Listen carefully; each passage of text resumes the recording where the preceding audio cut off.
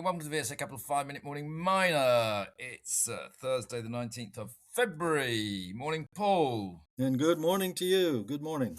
Obviously, we're still in the middle of the Chinese New Year, so it's all pretty quiet out there on the sort of commodity movement front. But we still got the big ones reporting today. We had Rio report, didn't we, Paul? Yes, we sure did. And as they had, they're actually presenting their in a webinar right now at this point in time. But they do have solid financial results. Underlying EBITDA up by 9% to $25.4 billion. They've essentially put their numbers on 2026 guidance very much similar to what they had spoken about back in December at their Capital Markets Day, where they plan to produce a little bit more iron ore, but a little bit less bauxite and copper for 2026.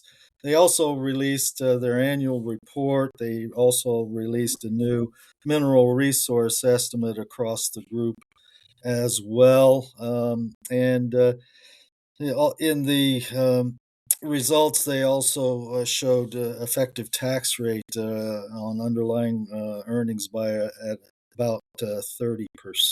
And as far as their capex activity in the year, about $1 billion is what they're spending in sustaining capex at this point. So solid bunch of numbers overall. Very good. Now, actually, of course, it's PDAC coming up pretty soon, and so the VSA team will be out there meeting with companies, etc., and generally getting a feel of what's going on in Canada, which is probably a lot more exciting than in London. Obviously, if anybody wants to meet us, we are all over there. But I also noticed that the TSX Ventures, the 50 top performing companies, held a lot of VSA clients in it for what it's worth. They had Sierra Madre, Guanajuato Silver, Luca Mining, Amex Exploration. So the VSA client list is appearing well for the top performing companies out on the TSX. And actually, two of them have got a little bit of news, haven't they, Paul? Let's start with Amex Exploration. Yes, that's right. Amex released the results of their first drill hole on their infill drilling program on the Champagne zone of their Perron gold project in Quebec. This is to tighten up the drill spacing for the purposes of extraction of a big bulk sample out of the Champagne zone for confirming the metallurgical testing characteristics to put the mine into production. This is a shallow underground zone with a really significant grade, and it wouldn't surprise me at all if, like some of the other companies that have done high-grade bulk samples in recent months or quarters in Canada in particular, who would actually make a profit on their bulk sample, which would offset their development costs to get into it as far as ongoing permanent infrastructure of the mine itself for ongoing commercial production. This particular drill hole that reported here, 76.5 grams gold and 7.5 grams silver over a thickness of greater than 6 meters. So definitely will make money on material that runs more than 2 ounces gold per ton, I think. Yeah, look, it looks very, very interesting. We'll be meeting with Amex out in Toronto. And Luca Mining also has had a bit of news flow, haven't they? Luca Mining also with a bit of news out, and specifically on that one, we have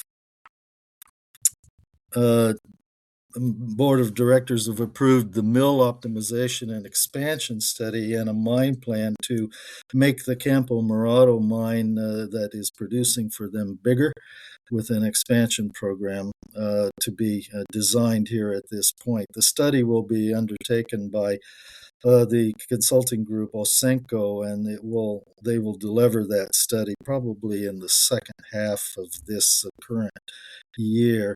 The purpose of it is to consider a bulk sulfide flotation and to increase the grinding capacity at the mill for a better recovery of copper and zinc concentrates, and also looking to possibly be able to pour gold and silver doré at site from precious metal-rich pyrite concentrates.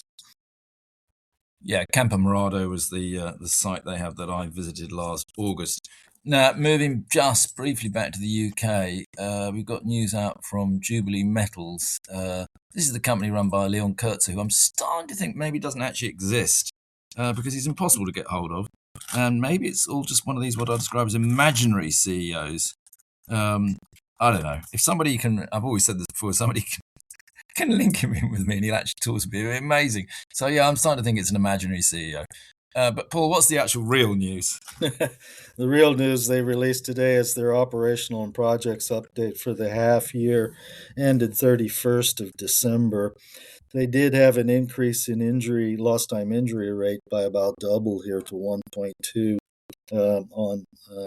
versus the first half of last year at just 0.61. So there has been a little bit of a stumble on safety out at their operations now that there's only copper production here in Zambia, as opposed to where they had PGM production as part of that number last year down in South Africa. The Rhone operations, 30,000 tons a month feed rate here during the rainy season, which has overcome the rainy season interruptions to operations, and they produced about 1,246 tons of copper units, which is an increase of 173%. Saleable copper units total reached 1,500 tons, which is up 8.7% from the comparable period.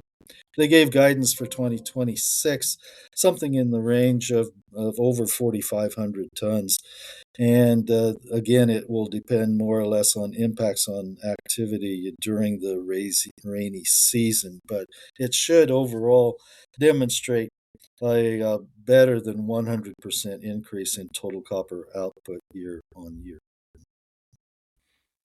All right, I think that's enough for this morning. Very good. Back tomorrow. Very good. See you then. This podcast has been produced and edited by VSA Capital. It is intended for information purposes and not as investment advice. The information is intended for recipients who understand the risks associated with equity investments in smaller companies. Please do your own research and do not rely on a single source when making an investment decision. VSA Capital may derive fees from this content and seeks to do business with the companies mentioned.